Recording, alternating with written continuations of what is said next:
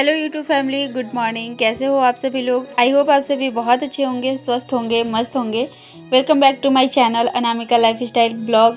तो सबसे पहले आप सभी से मेरी रिक्वेस्ट है, प्लीज़ आप लोग वीडियो में जुड़े हैं तो लाइक कमेंट जरूर से करके जाइएगा, क्योंकि बहुत ज़्यादा लाइक कमेंट कम हो गए हैं आप लोगों का सपोर्ट बिल्कुल कम हो गया है। तो आप लोग से मेरी रिक्वेस्ट है, प्लीज़ प्लीज़ प्लीज़ ज़रूर से लाइक और कमेंट करके जाइएगा। अभी मैं सुबह नाश्ते की तैयारी कर रही हूँ और आज मुझे नाश्ते में ना मक्के की रोटी बनानी है। कच्चे वाली जो मक्के होते हैं जिसको भूटा बोलते हैं, तो उसका मैं रोटी बनाने वाली हूँ। तो मैंने रात में ही फूलने के लिए डाल दिया था मक्के को, मतलब उसका दाना निकाल करके, और चावल थोड़ा सा। तो यहाँ पे अभी मैंने पीस लिया है, चावल और मक्के दोनों को अलग अलग करके पीस लिया है।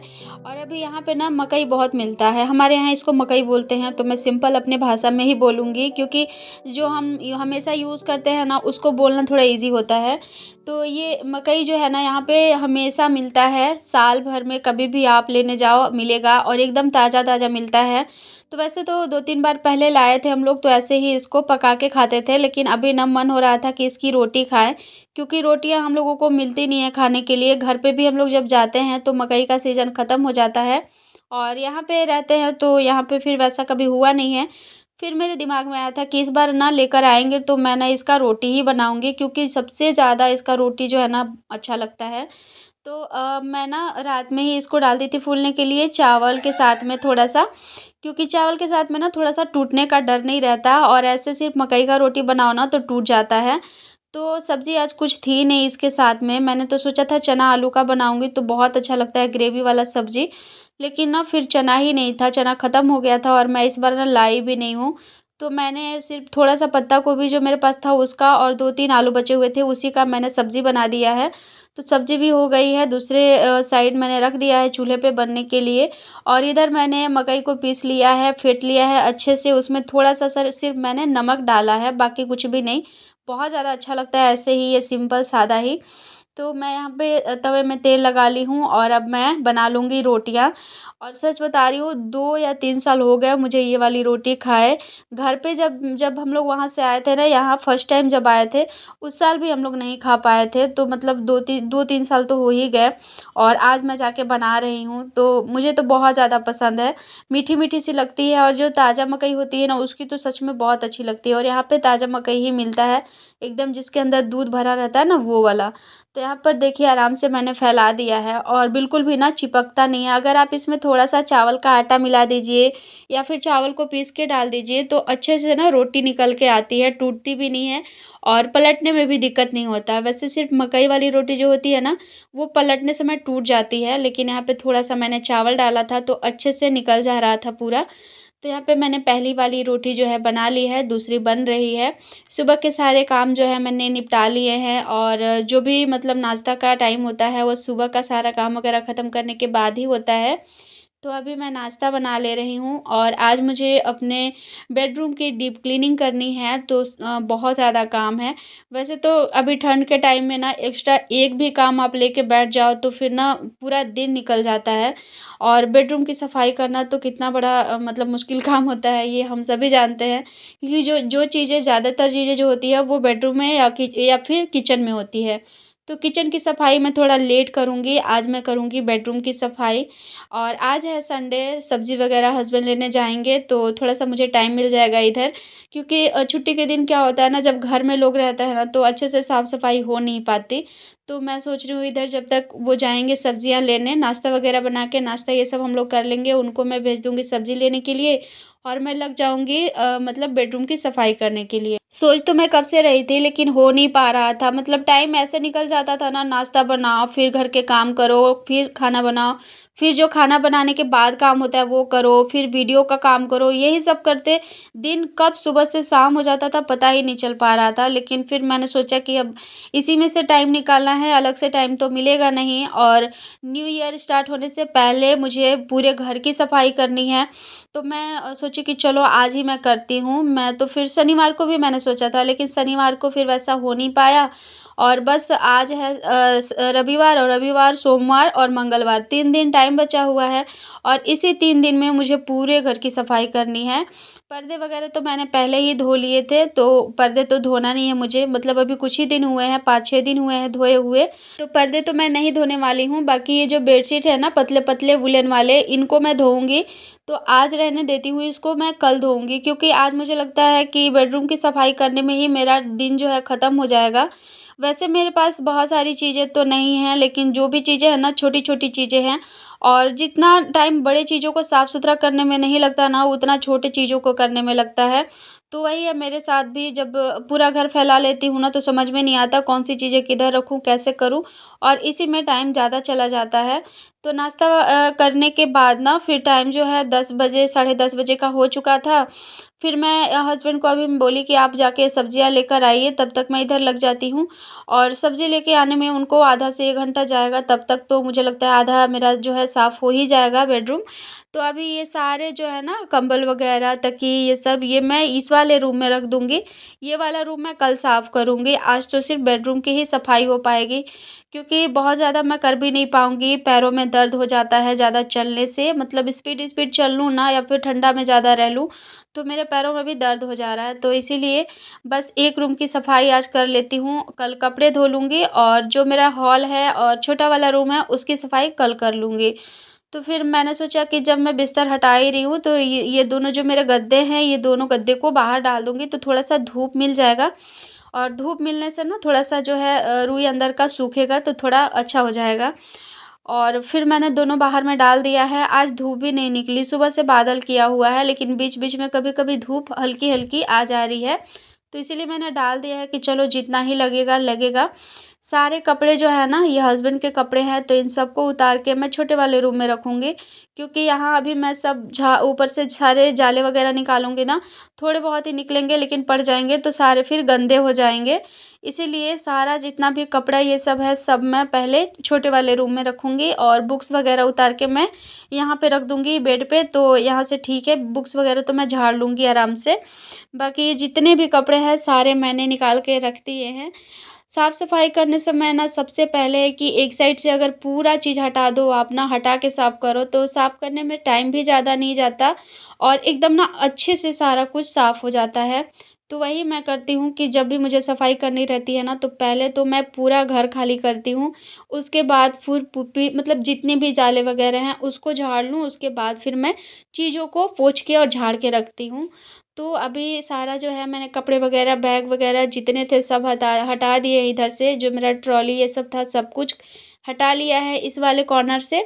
और अब मैं सारा जितना बुक्स वगैरह है, और आप लोग देख ही रहे हो छोटे-छोटे ही चीज़ है मेरे पास कितने सारे, मतलब इसमें भी ना बहुत सारी चीज़ें ऐसी हैं जो मतलब बहुत मतलब ध्यान से देख-देख के एक-एक चीज़ को रखना पड़ता है। कौन-सी चीज़ें कहाँ की है, कहाँ रखना है, ताकि जब मैं ढूँढूँ तो टाइम पे मिल जाए। क्योंकि मेरा याददाश्त वैसे भी कमज़ोर रहता है, तो मैं नहीं तुरंत से याद कर पाती हूँ। इसीलिए अगर मैं रख दूँ चीज़ों को जगह पे ना, तो हस्बैंड को याद रहता है, तो वो ले लेते हैं आराम से।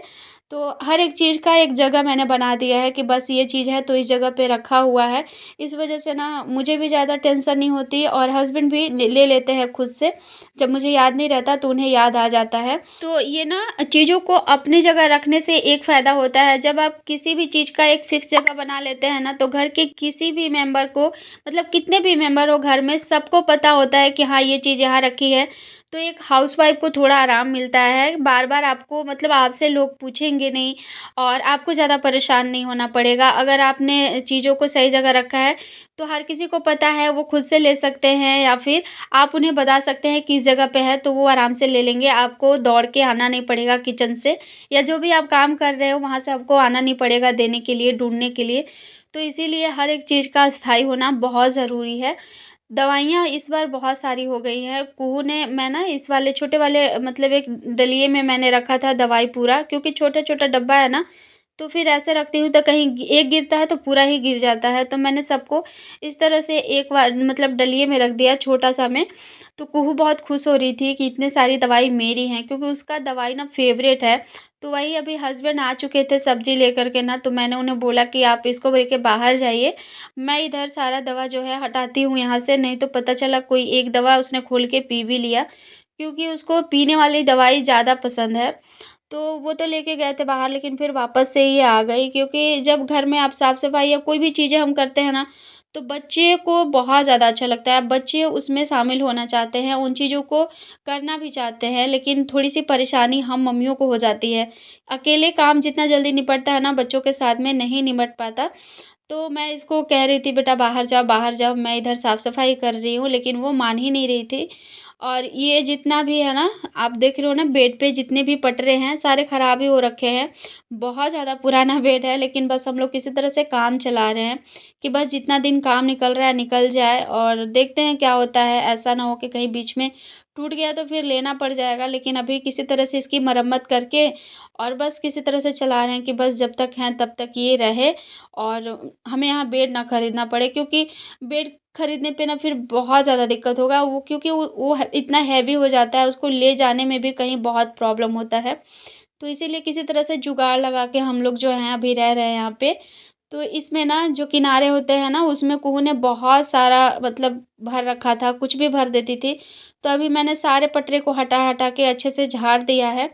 उस तरफ की पूरी सफाई कर दी है मैंने, खिड़की वगैरह जितने थे सबको मैंने झाड़ दिया है। ऊपर से जितना जाला, वैसे जाले बहुत थे नहीं, क्योंकि अभी ठंड में ना घर उतना गंदा मेरा हुआ नहीं है।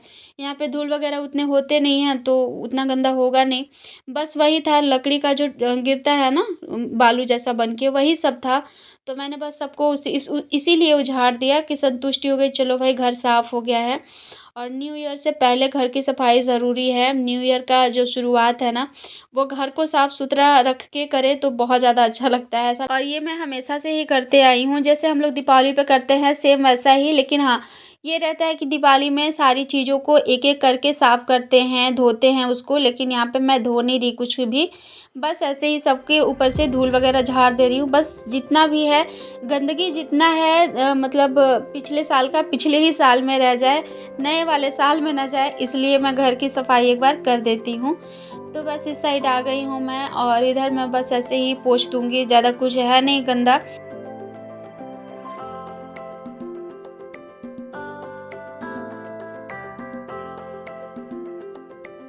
तो अब जा कर के पूरे घर की सफाई हो गई, मतलब पूरे बेडरूम की सफाई हो गई है। और आज ये सब करते-करते मुझे 2 घंटे लगे हैं सिर्फ़ बेडरूम की सफाई करने में। ये सब करते ना टाइम जो है 1 बज ही गया था, और अभी दोपहर का मुझे खाना बनाना है, और छोटे वाले रूम की सफाई बस ऐसे ही झाड़ू लगा दूँगी और कुछ नहीं। बाकी इस रूम से मैंने जितने भी बेड वगैरह निकाले थे सब मैंने लगा दिया है। इधर कुहू के और उसके पापा को मैंने बोला आप लोग बैठ के आराम से अपना-अपना पढ़ाई करिए, तब तक मैं इधर पोछा लगा लूँगी। और नहीं तो अगर इन लोगों को बैठाते नहीं ना, तो कुहू इधर-उधर उछलते रहेगी, तो फिर ना पोछा लगाऊँगी तो फिसलने का डर है। तो झाड़ू करके पूरे रूम में और मैं लगा लूँगी पोछा, उसके बाद फिर मैं नहा धो लूँगी। कपड़े आज मैंने बहुत कम ही धोए हैं।